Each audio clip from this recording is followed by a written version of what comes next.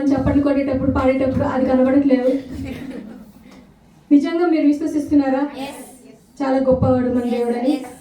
So అది మనం భావాత్మకంగా మనం పాడాలి ఆ పాటని కదా. కీర్తన ఎట్లా పడ చాలా గొప్పవాడు. చూడు చాలా మంది చాలా లీనమై పాడుతున్నారు ఆయన గొప్పవాడు అని.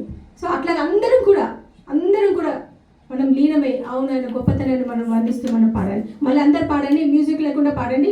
చాలా గొప్పవాడు ప్రతి ఒక్కరు కూడా.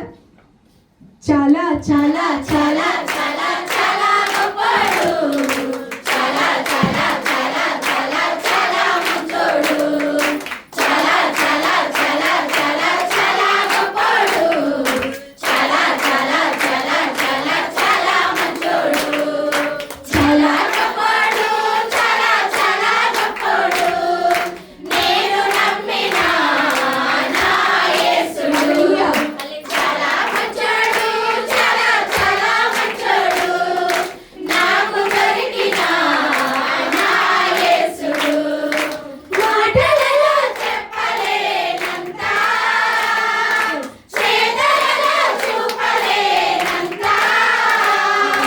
మాటలలో చెప్పలేనంత, చేతలలో చూపలేనంత, చాలా చాలా చాలా చాలా చాలా గొప్పవాడు, చాలా చాలా చాలా చాలా చాలా మంచోడు, చాలా చాలా చాలా చాలా చాలా గొప్పవాడు, చాలా చాలా చాలా చాలా చాలా మంచోడు.